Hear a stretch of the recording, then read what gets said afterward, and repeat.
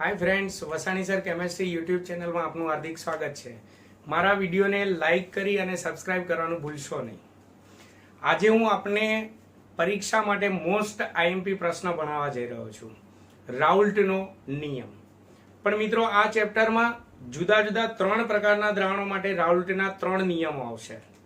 એમાંથી અત્યારે આપણે રાઉલ્ટનો જે પહેલો નિયમ ભણવાના છીએ, જે અબાષ્પશીલ દ્રાવ્ય અને બાષ્પશીલ દ્રાવક માંથી બનતા દ્રાવણ માટે રાઉલ્ટનો નિયમ ભણવાના છે।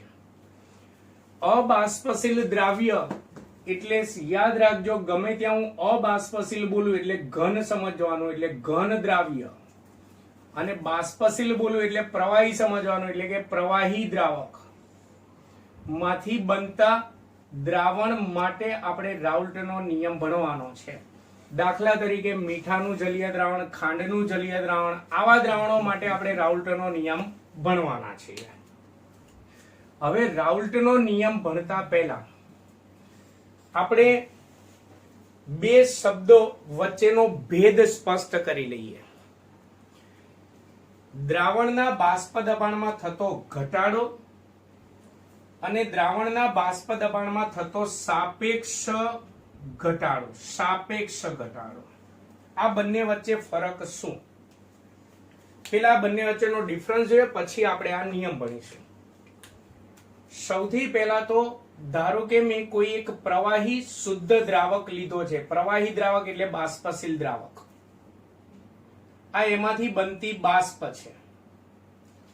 સંતુલને એના દ્વારા જે દબાણ લાગે તેને શુદ્ધ દ્રાવકનું બાષ્પ દબાણ કહેવાય। એ શુદ્ધ દ્રાવકનું બાષ્પ દબાણ, જેને સંજ્ઞામાં લખાશે P01। આપણે ચલાવેલી સંજ્ઞાઓ પહેલા તો મોઢે હોવી જોઈએ। ધારો કે મને શુદ્ધ દ્રાવકનું બાષ્પ દબાણ હું પ્રયોગ કરીને મેળવું છું, તો મને 0.05 બાર મળે છે। હવે તેમાં કોઈ ઘન પદાર્થ એટલે કે અબાષ્પશીલ દ્રાવ્ય ઓગાળીને દ્રાવણ બનાવું છું, તો દ્રાવણની સપાટી પર પણ બાષ્પ હોય, એના દ્વારા સંતુલનને લાગતું દબાણ, જેને દ્રાવણનું બાષ્પ દબાણ કહેવાશે। દ્રાવણના બાષ્પ દબાણની સંજ્ઞા છે P1। ધારો કે હું પ્રયોગ દ્વારા માપું તો હંમેશા મને આના કરતા ઓછું મળશે, ધારો કે 0.03 બાર મળે છે। તો આપણે લાસ્ટ ટાઈમ પ્રયોગમાં ભણ્યા છીએ કે શુદ્ધ દ્રાવકમાંથી દ્રાવણ બને ત્યારે દ્રાવણનું બાષ્પ દબાણ હંમેશા ઘટે। જો ઘટ્યું, ઓકે, તો દ્રાવણના બાષ્પ દબાણમાં કેટલો ઘટાડો થયો બોલો? પહેલા 0.05 બાર હતું, દ્રાવણ બન્યા પછી 0.03 બાર થાય છે, એટલે બાદબાકી કરો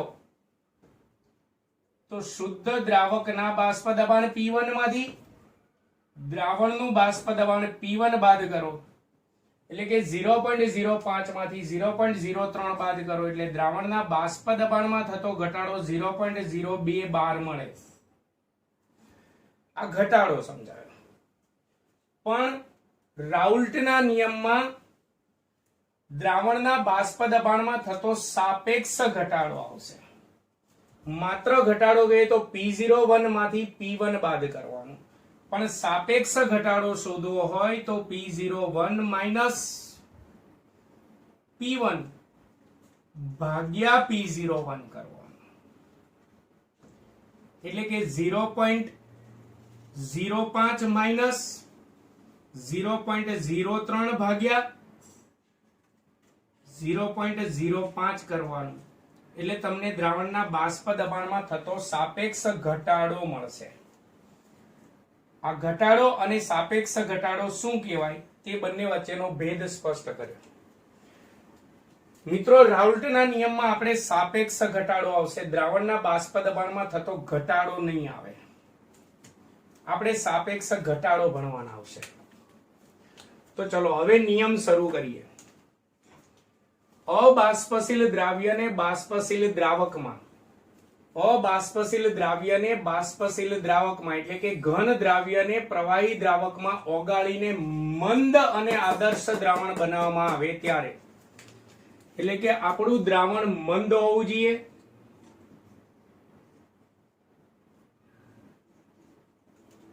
અને આદર્શ હોવું જોઈએ, એટલે કે મંદ અને આદર્શ દ્રાવણ બનાવવામાં આવે ત્યારે તે દ્રાવણના બાષ્પ દબાણમાં થતો સાપેક્ષ ઘટાડો દ્રાવણના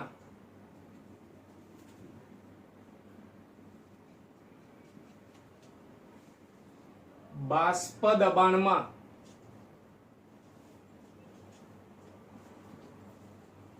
થતો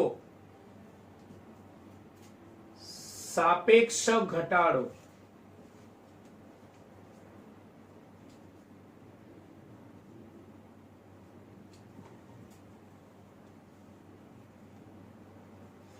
આ સાપેક્ષ ઘટાડો કેટલો હોય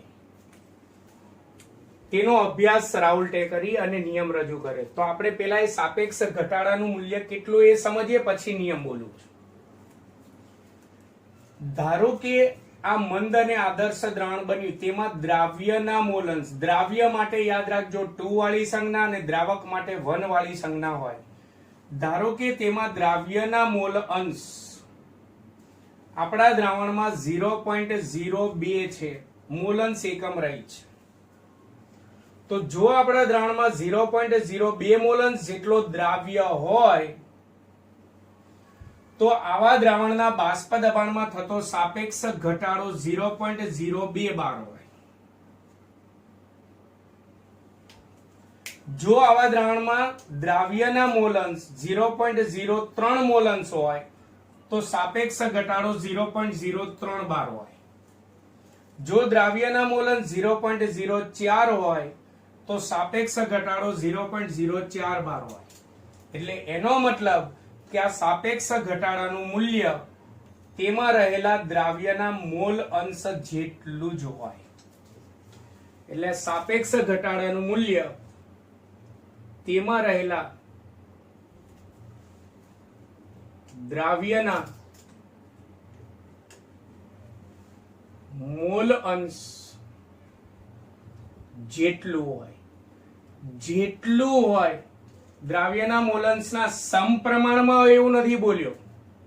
સમપ્રમાણ કહીએ તો ચલે છે મૂકવું પડે. અહીંયા દ્રાવ્યના મોલ અંશ જેટલું હોય એટલે અહીંયા બરાબર મૂકવાનું છે. આ ભૂલ ના થાય, ખાસ ધ્યાન રાખજો. તો હવે આના ઉપરથી રાઉલ્ટનો નિયમ બોલું છું. અબાષ્પશીલ દ્રાવ્યને બાષ્પશીલ દ્રાવકમાં ઓગાળીને મંદ અને આદર્શ દ્રાવણ બનાવવામાં આવે ત્યારે દ્રાવણના બાષ્પ દબાણમાં થતો સાપેક્ષ ઘટાડો તેમાં ઓગાળેલા દ્રાવ્યના મોલ અંશ જેટલો હોય છે. ફરી વાર બોલું છું. અબાષ્પશીલ દ્રાવ્યને બાષ્પશીલ દ્રાવકમાં ઓગાળીને મંદ અને આદર્શ દ્રાવણ બનાવવામાં આવે ત્યારે દ્રાવણના બાષ્પ દબાણમાં થતો સાપેક્ષ ઘટાડો તેમાં ઓગાળેલા દ્રાવ્યના મોલ અંશ જેટલો હોય છે. આ નિયમને રાઉલ્ટનો નિયમ કહે છે. આ રાઉલ્ટનો પહેલો નિયમ. હવે તેના આ નિયમને સૂત્ર સ્વરૂપે રજૂ કરીએ, પછી તેની સાબિતી આપીશું. સૂત્ર. ચલો, દ્રાવણના બાષ્પ દબાણમાં થતો સાપેક્ષ ઘટાડો. મેં હમણાં જ કીધું સાપેક્ષ ઘટાડાની સંજ્ઞા તો P01 માઇનસ P1 છેદમાં P01 બરાબર દ્રાવ્યના મોલ અંશ જેટલો. દ્રાવ્યના મોલ અંશની સંજ્ઞા X2. દ્રાવ્ય માટે બધી 2 વાળી સંજ્ઞા આવશે, દ્રાવક માટે 1 વાળી સંજ્ઞા આવશે. આ રાઉલ્ટના નિયમનું સૂત્ર. પણ તેના સૂત્રને બીજી રીતે લખવું હોય તો દ્રાવણના બાષ્પ દબાણમાં થતો સાપેક્ષ ઘટાડો એટલે તેની સંજ્ઞા P01 માઇનસ P1 છેદમાં P01 બરાબર દ્રાવ્યના મોલ અંશ X2 છે. ચલો, દ્રાવ્યના મોલ અંશની રીત યાદ કરો. જેના મોલ અંશ શોધતા હોય તેના મોલ એટલે દ્રાવ્યના મોલ, દ્રાવ્ય માટે 2 વાળી સંજ્ઞા, છેદમાં કુલ મોલ. કુલ મોલ એટલે દ્રાવ્ય અને દ્રાવકના મોલનો સરવાળો N1 પ્લસ N2. N1 એટલે દ્રાવકના મોલ, N2 એટલે દ્રાવ્યના મોલ. દ્રાવક માટે 1 વાળી સંજ્ઞા, દ્રાવ્ય માટે 2 વાળી સંજ્ઞા. તો x2 ની કિંમત અહીંયા મૂકી દઈએ તો બીજું સૂત્ર થશે n2 છેદમાં n1 પ્લસ n2 થાય. આ રાઉલ્ટના નિયમનું સૂત્ર થયું.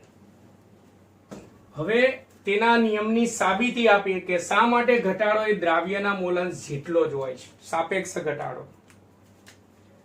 તેની સાબિતી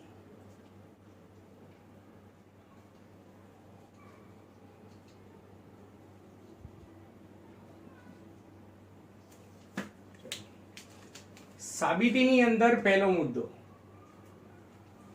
વિચારજો. આપણા દ્રાવણમાં દ્રાવ્ય જે છે અબાષ્પશીલ છે.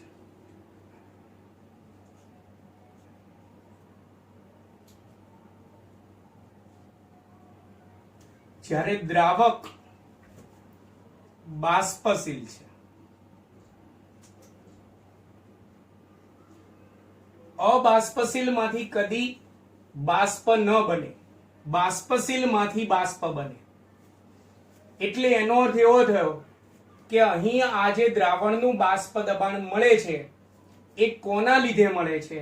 દ્રાવકના લીધે, દ્રાવ્યના લીધે નથી મળતું. કારણ કે દ્રાવકમાંથી બાષ્પ બને છે, દ્રાવ્યમાંથી નથી બનતું.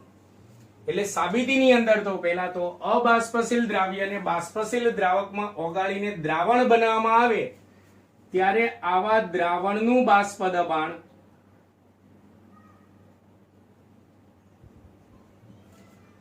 હું દ્રાવણનું બાષ્પ દબાણ બોલ્યો, જેની સંજ્ઞા જે P1 બાષ્પ દબાણમાં થતો સાપેક્ષ ઘટાડો નથી બોલ્યો. દ્રાવણનું બાષ્પ દબાણ કોના લીધે હોય? તો બાષ્પશીલ દ્રાવકના લીધે હોય, કારણ કે એમાંથી બાષ્પ બને છે. એટલે આવા દ્રાવણનું બાષ્પ દબાણ એ તેમાં રહેલા બાષ્પશીલ દ્રાવક ને આભારી હોય છે.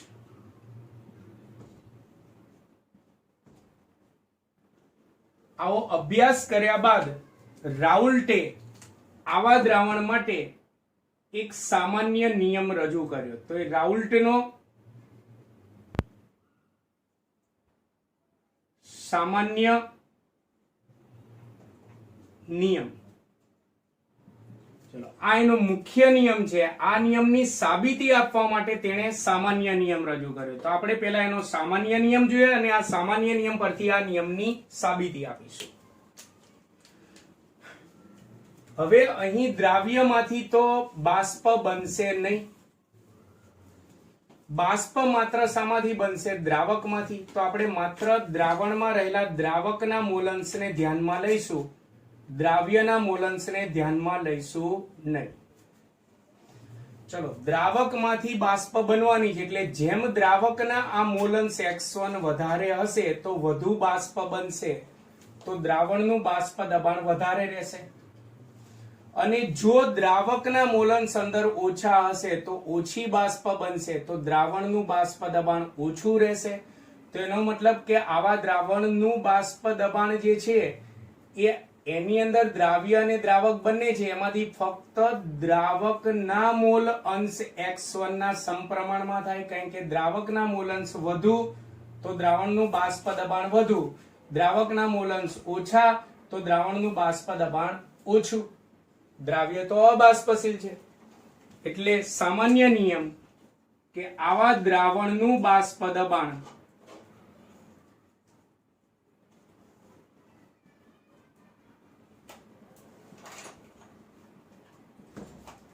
કે તેમાં રહેલા દ્રાવકના મોલ અંશના સમપ્રમાણમાં હોય છે. દ્રાવકના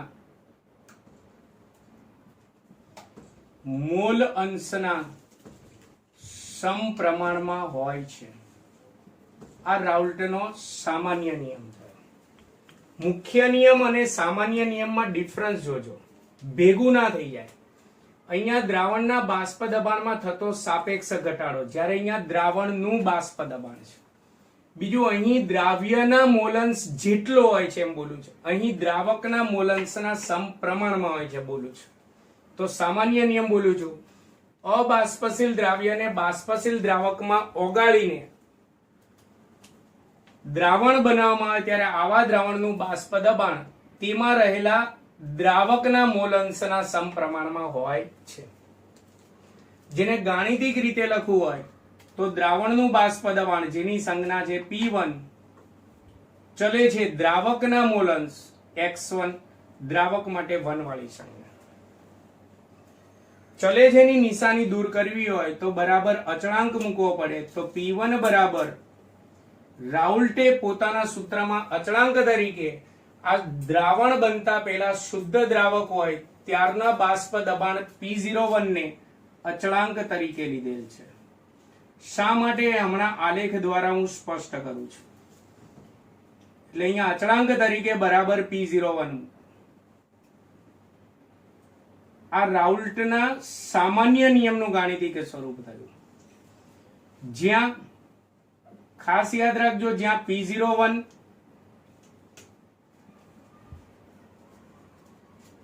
બરાબર દ્રાવણનું નહીં, શુદ્ધ દ્રાવકનું બાષ્પ દબાણ, શુદ્ધ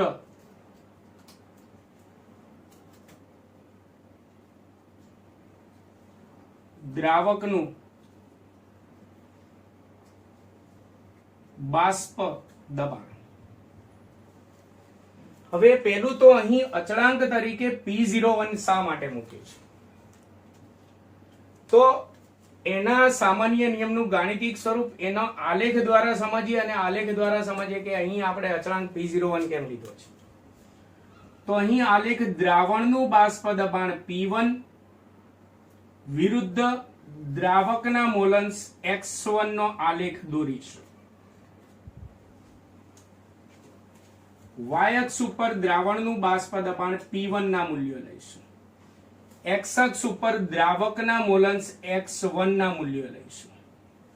પહેલા તો બંને એકબીજાના સમપ્રમાણમાં છે. જે બે રાશિઓ એકબીજાના સમપ્રમાણમાં હોય તેનો આલેખ હંમેશા સુરેખ જ મળે.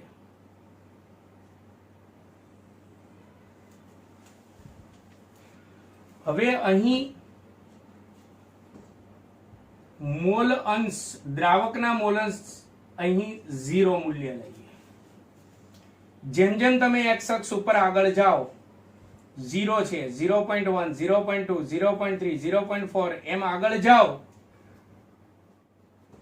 તો દ્રાવકના મોલંશ x1 બરાબર 1 પણ મળે. તો અહીં દ્રાવકના મોલંશ x1 બરાબર 1 હોય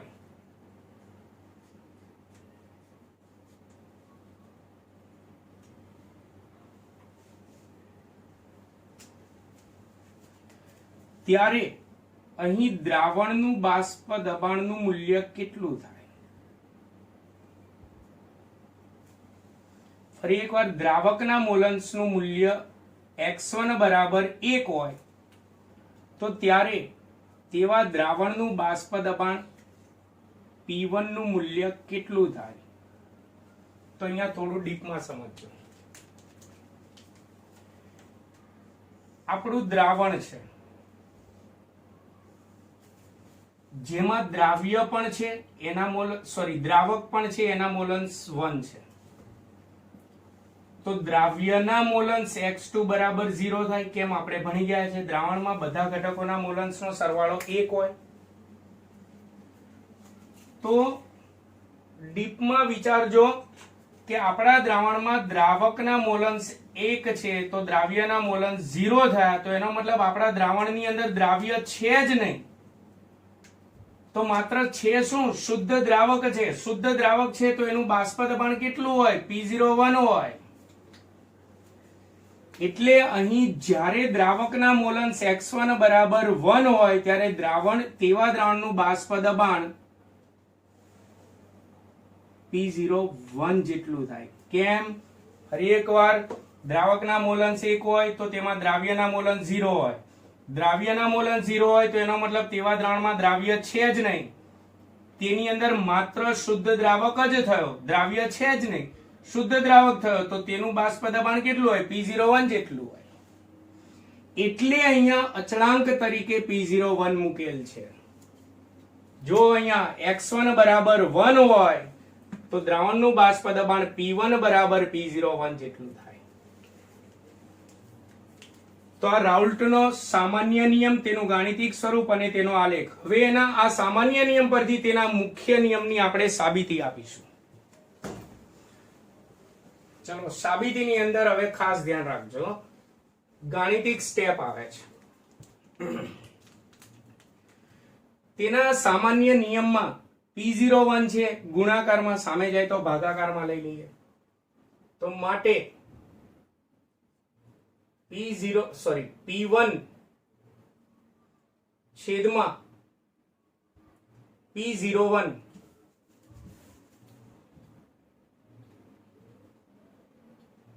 P1 છેદમાં P01 બરાબર x1 વધશે. માટે P1 છેદમાં P01 બરાબર, ચલો x1 એટલે દ્રાવકના મોલંશ, દ્રાવકના મોલંશ બરાબર દ્રાવકના મોલ, દ્રાવક માટે 1 વાળી સંજ્ઞા, છેદમાં કુલ મોલ એટલે દ્રાવ્ય અને દ્રાવકના મોલનો સરવાળો. તો x1 ની કિંમત મૂકીએ તો દ્રાવકના મોલ છેદમાં કુલ મોલ n1 પ્લસ n2. ચલો હવે અહીં ડાબી બાજુ અને જમણી બાજુ બંનેને એકમાંથી બાદ કરીએ. 1 માઇનસ P1 છેદમાં P01 બરાબર 1 માઇનસ n1 છેદમાં n1 પ્લસ n2.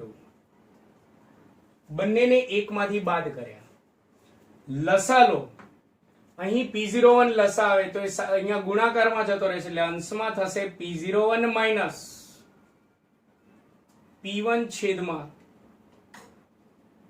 P01 બરાબર, અહીં લસામાં n1 પ્લસ n2 આવશે, અહીંયા ગુણાકારમાં જશે એટલે n1 plus n2 minus n1 તો ખરા જ, છેદમાં n1 પ્લસ n2. મેથ્સ આવડે જ છે બધાને, ધનઋણ ઉડી ગયા, n1 plus n1 minus n1. તો માટે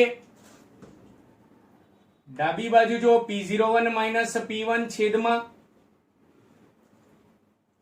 P01 એટલે દ્રાવણના બાષ્પ દબાણમાં થતો સાપેક્ષ ઘટાડો આવી ગયો બરાબર n2 છેદમાં n1 પ્લસ n2. એટલે આ કોનું સૂત્ર થયું? દ્રાવ્યના મોલંશનું. એટલે સાબિત થઈ ગયું કે દ્રાવણના બાષ્પ દબાણમાં થતો સાપેક્ષ ઘટાડો એ દ્રાવ્યના મોલંશ જેટલો હોય છે. હજી જો આને આગળ લખવું હોય તો માટે P01 માઇનસ P1 છેદમાં P01 બરાબર આ કોના મોલંશ થયા? દ્રાવ્યના મોલંશ. દ્રાવ્યના મોલંશની સંજ્ઞા X2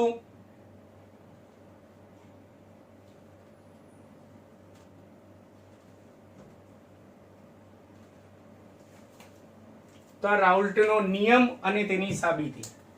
મિત્રો હજી થિયરી પૂરી નથી થઈ. આમ અહીં મેં સાબિત કર્યું કે દ્રાવણના બાષ્પ દબાણમાં થતો સાપેક્ષ ઘટાડો એ દ્રાવ્યના મોલંશ જેટલો હોય, જેટલો સમપ્રમાણમાં નહીં, જેટલો હોય છે. હવે આપણા દ્રાવણમાં ધારો કે દ્રાવક તરીકે પાણી છે, તેમાં કોઈ દ્રાવ્ય પદાર્થ ઓગાળેલો છે. કોઈ દ્રાવ્ય પદાર્થ એમ બોલ્યો, એનું નામ નથી બોલ્યો, એટલે એનો મતલબ કે આપણા દ્રાવણમાં દ્રાવ્ય અજ્ઞાત થયો. તો એવા અજ્ઞાત દ્રાવ્યનું આણ્વીય દળ શોધવાના દાખલા પણ પૂછાય છે. તો હજી આપણી થિયરી શરૂ છે. રાઉલ્ટનો આ પહેલો નિયમ પૂછાય તો આટલે સુધી થિયરી લખવી નહીં. હજી આગળ અજ્ઞાત દ્રાવ્યનું આણ્વીય દળ શોધવાનું સૂત્ર તારવવું. તો ચલો આપણે એ સૂત્ર તારવીએ. એટલે અહીંયાથી હું હેડિંગ આપી દઉં છું, અજ્ઞાત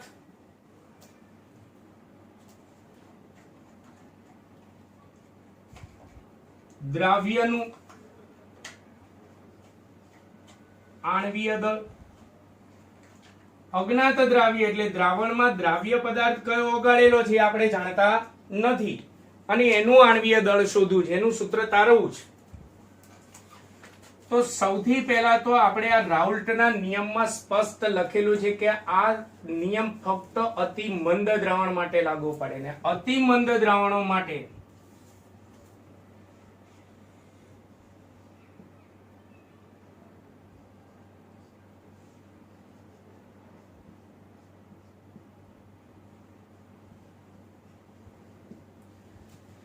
પહેલા તો દ્રાવણમાં દ્રાવકના મોલ N2 સોરી દ્રાવ્યના મોલ N2 અને દ્રાવકના મોલ N1. દ્રાવણ અતિ મંદ ક્યારે હોય? જ્યારે તેમાં દ્રાવ્ય અતિ અલ્પ માત્રામાં ઓગાળેલો હોય ત્યારે તે અતિ મંદ દ્રાવણ હોય. એટલે અતિ મંદ દ્રાવણમાં દ્રાવકની સરખામણીમાં દ્રાવ્યના મોલ ખૂબ જ ઓછા હોય. એટલે કે N2 લેસ ધેન N1 હોવાથી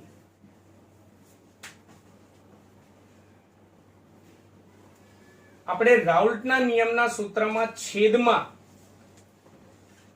N1 પ્લસ N2 જે છે એમાંથી આ N2 ને અવગણી નાખીશું. કેમ? કારણ કે N2 નું મૂલ્ય N1 ની સરખામણીમાં ખૂબ જ ઓછું છે એટલે સરવાળો કરો તો કઈ ખાસ ફરક પડે નહીં. એટલે આપણે N2 ને અવગણીને N1 લેતા.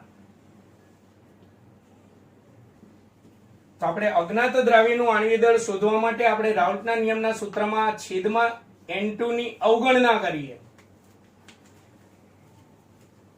પેલા ભૂસી નાખું થોડુંક.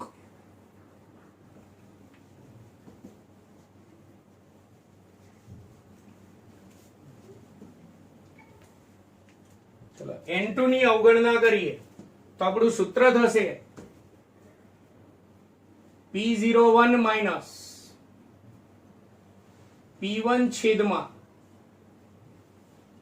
P01 બરાબર N2 એટલે કે દ્રાવ્યના મોલ છેદમાં N1 એટલે દ્રાવકના મોલ. પરંતુ આપણે કોઈ પણ ના મોલ શોધવા હોય તો મોલનું સૂત્ર આપણે જાણીએ છીએ વજન ભાગ્યા આણ્વીય દળ.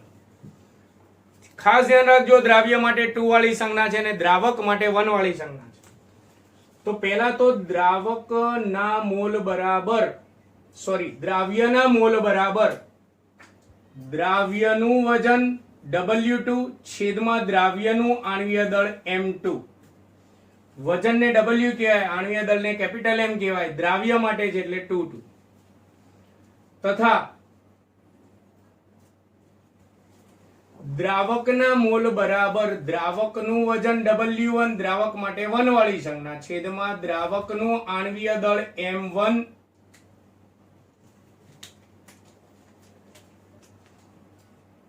આ કિંમતો આપણે ઉપરોક્ત સૂત્રમાં લેવાની છે. આ બંને કિંમતો અહીંયા મૂકીએ તો માટે P01 માઇનસ P1 છેદમાં P01 બરાબર, ચલો કિંમત મૂકીએ. પેલા N2 એટલે W2 છેદમાં M2, N1 એટલે W1 છેદમાં M1, છેદનો છેદ આ M1 અંશમાં જશે.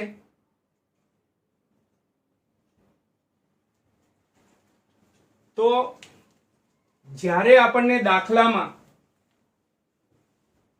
P01 P1 દ્રાવ્ય અને દ્રાવક બંનેનું વજન આપેલું હોય, દ્રાવકનું આણ્વીય દળ તો આપણે જાણતા જ હશું કારણ કે રકમમાં દ્રાવકનું નામ લખેલું હશે.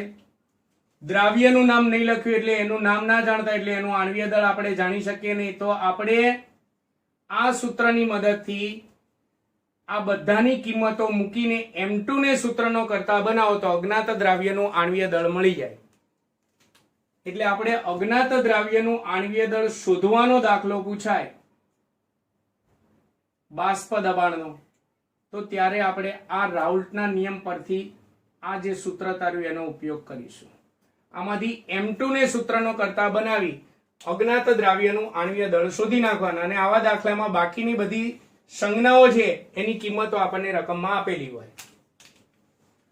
આ રાઉલ્ટના નિયમ પરથી અજ્ઞાત દ્રાવ્યનું આણ્વીય દળ શોધવાનું સૂત્ર. આમ અહીંયા NCERT ની બુક મુજબ અહીંયા રાઉલ્ટના નિયમની થિયરી પૂરી. થિયરી પૂછાય તો તમારે આટલે સુધી લખવાની છે. પણ MCQ માટે રાઉલ્ટના નિયમની કેટલીક મર્યાદાઓ પણ આપણે ભણીશું.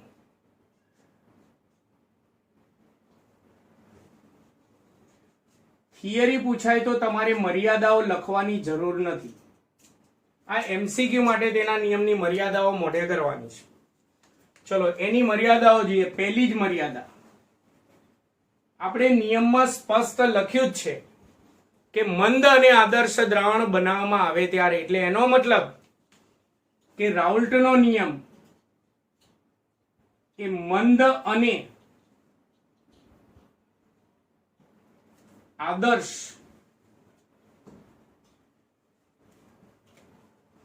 દ્રાવણો માટે જ લાગુ પડે છે.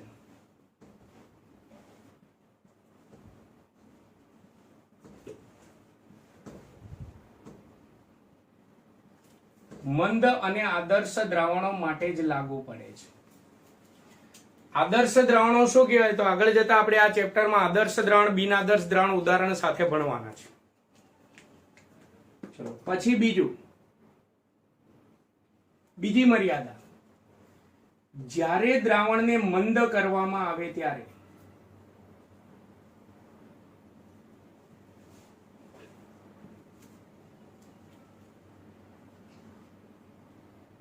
મંદ કરવામાં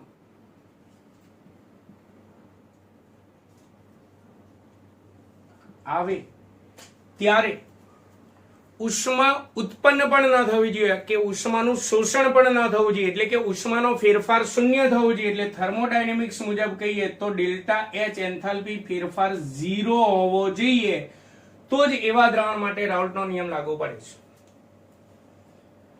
એટલે જે દ્રાવણોનું મંદન કરતા ડેલ્ટા H બરાબર 0 થાય તેવા દ્રાવણ માટે રાઉલ્ટનો નિયમ લાગુ પડે છે. ત્રીજી મર્યાદા,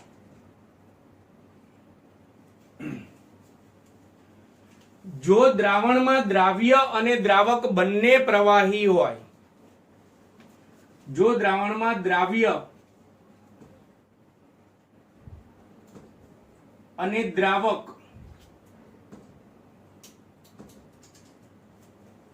બંને પ્રવાહી હોય અને એમાંથી દ્રાવણ બનતું હોય, તો આ દ્રાવણનું કુલ કદ આ બંનેના કદના સરવાળા જેટલું થવું જોઈએ. એટલે ધારો કે હું કોઈ પ્રવાહી દ્રાવ્ય લઉં છું 2 મિલીલીટર,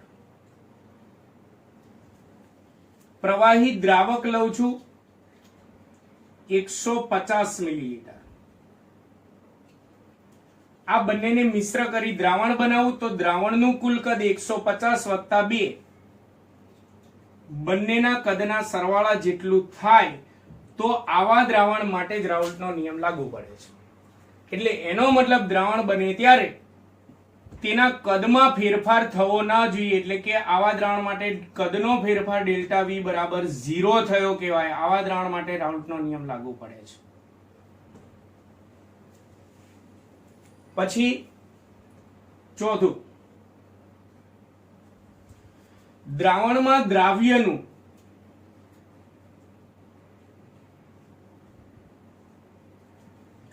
વિયોજન કે સુયોજન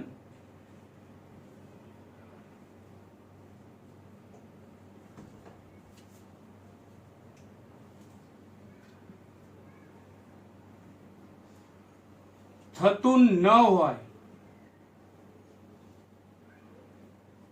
તેવા દ્રાવણો માટે જ રાઉલ્ટનો નિયમ લાગુ પડે છે. પહેલા તો વિયોજન અને સુયોજન આ બંને શબ્દો આપણે સમજાવી દીધેલા છે. દાખલા તરીકે પાણીમાં મીઠું NaCl ઓગાળવામાં આવે તો તેના એક અણુમાંથી બે દ્રાવ્ય કણો બને, Na+, Cl-. તો આ વિયોજન થયું કહેવાય. આવા દ્રાવણ માટે લાગુ ના પડે. ધારો કે બેન્ઝીનમાં એસિટિક એસિડ CH3COOH અંદર ઓગાળવામાં આવે તો એસિટિક એસિડના બે અણુઓ દ્રાવણમાં ભેગા મળી એક મોટો દ્રાવ્ય કણ બનાવે. બબે અણુઓ ભેગા મળી એક એક મોટો દ્રાવ્ય કણ બનાવતા જાય તો આને સુયોજન કહેવાય. અહીં મેં ઘન દ્રાવ્ય નું ઉદાહરણ આપેલું નથી, પેલા કહી દઉં. આ એક સુયોજન અને વિયોજન શબ્દ ખબર પડે એટલા માટે. ટૂંકમાં અણુ તૂટી ધનાયન ઋણાયન છૂટા પડે તો વિયોજન, અણુઓ જોડાઈને મોટો દ્રાવ્ય કણ બને તો સુયોજન. તો આપણા દ્રાવણમાં દ્રાવ્યનું વિયોજન કે સુયોજન ન થતું હોય તેવા દ્રાવણ માટે લાગુ પડે છે. એટલે એનો મતલબ કે આપણો દ્રાવ્ય વિદ્યુત અવિભાજ્ય હોવો જોઈએ.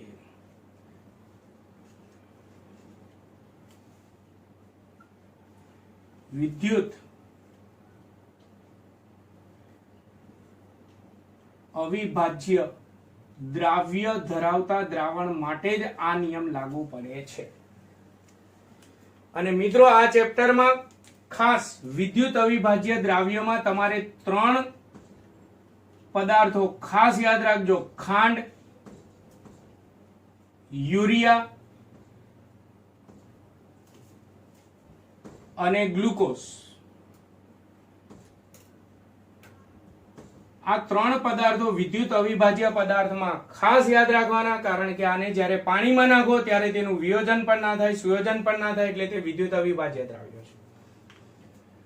તો રાઉલ્ટના નિયમની મર્યાદાઓ થઈ અને આ સાથે રાઉલ્ટનો પહેલો નિયમ પૂરો થયો. પહેલો નિયમ ફરીવાર ખાસ ધ્યાન રાખજો. કેવા દ્રાવણ માટે છે? તો અબાષ્પશીલ દ્રાવ્ય એટલે કે ઘન દ્રાવ્ય અને બાષ્પશીલ દ્રાવક એટલે કે પ્રવાહી દ્રાવક માટે છે. મિત્રો, મારો વિડીયો તમને કેવો લાગ્યો તેના વિશે તમે જરૂરથી કમેન્ટ કરજો તથા મારા વિડીયોને લાઈક કરી સબસ્ક્રાઇબ કરવાનું ભૂલતા નહીં. નમસ્કાર.